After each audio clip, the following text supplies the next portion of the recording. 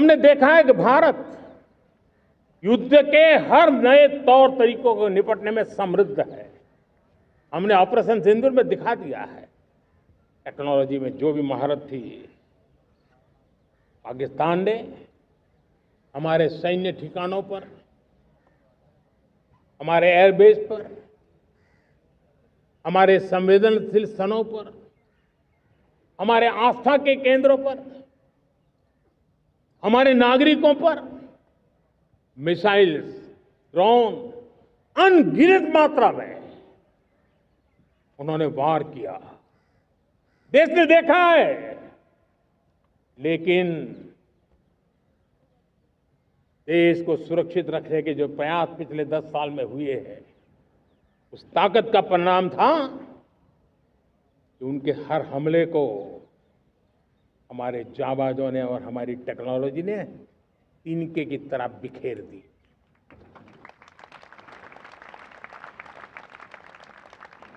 रत्ती भर नुकसान नहीं कर पाए। और इसलिए जब युद्ध के मैदान में टेक्नोलॉजी का विस्तार हो रहा है, टेक्नोलॉजी हावी हो रही है, तब राष्ट्र की रक्षा के लिए, देश के नागरिकों की सुरक्षा के लिए हमें भी, हमने जो आज महारत पाई है, वो महारत का और विस्तार करने की जरूरत है। हमने आज जो महारत पाई है, उसको लगातार अपग्रेडेड करते रहने की आवश्यकता है। और इसलिए साथियों, मैंने एक संकल्प लिया है, मुझे आपके आशीर्वाद चाहिए, कोटि कोटि देशवासियों के आशीर्वाद चाहिए, क्योंकि समृद्धि कितनी ही क्यों न हो, अगर सुरक्षा के प्रति उदासीनता बरतते हैं तो समृद्धि भी किसी काम की नहीं रहती। और इसलिए सुरक्षा का महत्व बहुत बड़ा है। और इसलिए मैं आज लाल किले की प्राचीर से कह रहा हूं, आने वाले 10 साल में 2035 तक राष्ट्र के सभी महत्वपूर्ण स्थलों, जिनमें सामरिक के साथ साथ सिविलियन क्षेत्र भी शामिल है, जैसे अस्पताल हो, रेलवे हो, जो भी आस्था के केंद्र हो, उन्हें टेक्नोलॉजी के नए प्लेटफॉर्म द्वारा पूरी तरह सुरक्षा का कवच दिया जाएगा। ये सुरक्षा का कवच लगातार विस्तार होता जाए, देश का हर नागरिक सुरक्षित महसूस करे, किसी भी प्रकार की टेक्नोलॉजी हम पर वार करने आ जाए, हमारी टेक्नोलॉजी उससे बेहतर सिद्ध हो। और इसलिए आने वाले 10 साल 2035 तक मैं ये राष्ट्रीय सुरक्षा कवच का विस्तार करना चाहता हूं, मजबूती देना चाहता हूं, आधुनिक बनाना चाहता हूं। और इसलिए भगवान श्री कृष्ण से प्रेरणा पाकर के हमने श्री कृष्ण का जो सुदर्शन चक्र था, उस सुदर्शन चक्र की राह को चुना है। आप में से बहुत लोगों को याद होगा, जब महाभारत की लड़ाई चल रही थी, श्री कृष्ण ने अपने सुदर्शन चक्र से सूर्य के प्रकाश को रोक दिया था और दिन में ही अंधेरा कर दिया था। सूर्य प्रकाश को सुदर्शन चक्र से रोक दिया था। और तब अर्जुन ने जो शपथ ली थी जयद्रथ का वध करने की, उस प्रतिज्ञा को अर्जुन पूर्ण कर पाए थे। वो सुदर्शन चक्र के पराक्रम और रणनीति का परिणाम था। अब देश सुदर्शन चक्र मिशन लॉन्च करेगा। 。 . . . . . . . . . . . . . . . . . . . . . . . . . . . . . . . . . . . . . . . . . . . . . . . . . . . . . . . 。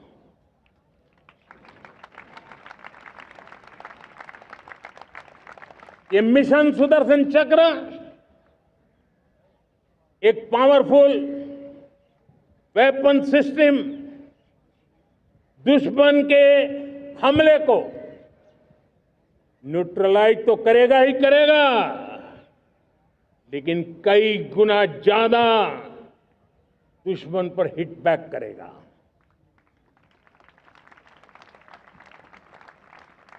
हमने भारत के इस मिशन सुदर्शन चक्र के लिए कुछ मूलभूत बातें भी तय की है। आने वाले 10 सालों में हम उसको प्रखरता से आगे बढ़ाना चाहते हैं। एक तो ये पूरी आधुनिक सिस्टम, इसके लिए रिसर्च, डेवलपमेंट, उसकी मैन्युफैक्चरिंग हमारे देश में ही हो, हमारे देश के नौजवानों के टैलेंट से हो, हमारे देश के लोगों के द्वारा बनी। दूसरा, एक ऐसी व्यवस्था होगी जो वॉरफेयर के हिसाब से भविष्य में क्या क्या संभावनाएं हैं उसका हिसाब किताब लगा करके +1 की स्ट्रेटेजी वर्कआउट करेगी। और तीसरा, सुदर्शन चक्र की एक ताकत थी, वो बहुत ही प्रिसाइज, जहां जाना था वहीं जाता था और वापस श्री कृष्ण के पास लौट के आता था। हम इस सुदर्शन चक्र के द्वारा भी टारगेटेड प्रिसाइज एक्शन के लिए भी व्यवस्था को विकसित करने की दिशा में आगे बढ़ेंगे। और इसलिए युद्ध के बदलते तौर तरीकों में राष्ट्र की सुरक्षा, नागरिकों की सुरक्षा के लिए मैं बड़े प्रतिबद्धता के साथ इस कार्य को आगे बढ़ाने के लिए वचन देता हूं। मेरे प्यारे देशवासियों, जब हम लोकतंत्र की बात करते हैं, स्वतंत्र भारत की बात करते हैं, तब हमारा संविधान हमारे लिए सर्वोच्च दीप स्तंभ होता है, हमारा प्रेरणा का केंद्र होता है। लेकिन आज से 50 साल पहले भारत के संविधान का गला घोंट दिया गया था, भारत के संविधान के पीठ पे छुरा भोंक दिया गया था, देश को जेल खाना बना दिया गया था, आपातकाल लगा दिया गया था, इमरजेंसी थोप दी गई थी। इमरजेंसी के 50 साल हो रहे हैं। देश की किसी भी पीढ़ी ने संविधान की हत्या के इस पाप को कभी भूलना नहीं चाहिए। संविधान की हत्या करने वाले पापियों को नहीं भूलना चाहिए। और हमें भारत के संविधान के प्रति अपने समर्पण को और मजबूती देते आगे बढ़ना चाहिए। वो हमारी प्रेरणा है। मेरे प्यारे देशवासियों, मैंने इसी लाल किले से पंच प्रण की बात कही थी। मैं आज लाल किले से फिर से एक बार मेरे देशवासियों का पुनः स्मरण जरूर करना चाहता हूं। विकसित भारत बनाने के लिए न हम रुकेंगे, न हम झुकेंगे। हम परिश्रम की पराकाष्ठा करते रहेंगे और अपनी आंखों के सामने 2047 में विकसित भारत बना करके रहेंगे।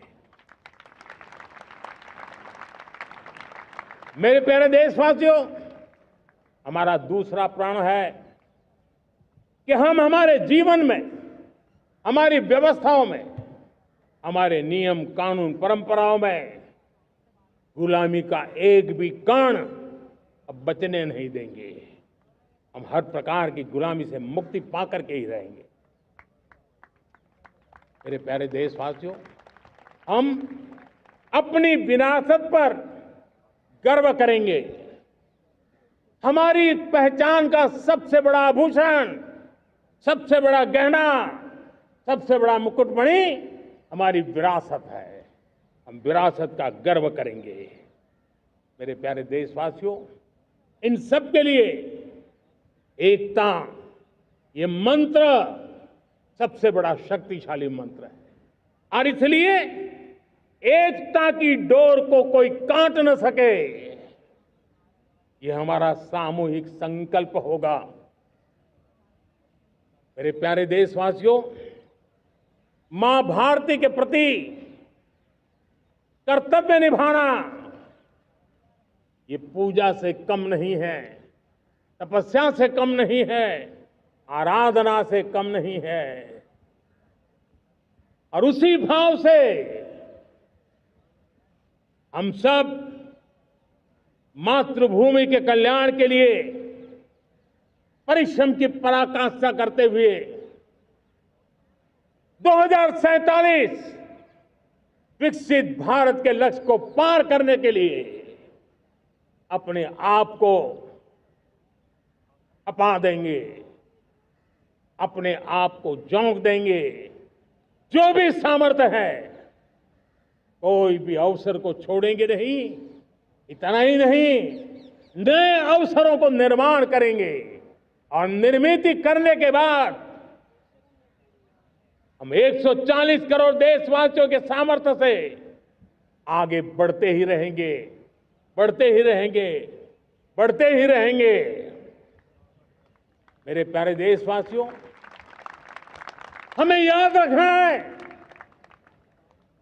140 करोड़ देशवासियों को याद रखना है, परिश्रम में जो तपा है, परिश्रम में जो तपा है, उसने ही तो इतिहास रचा है।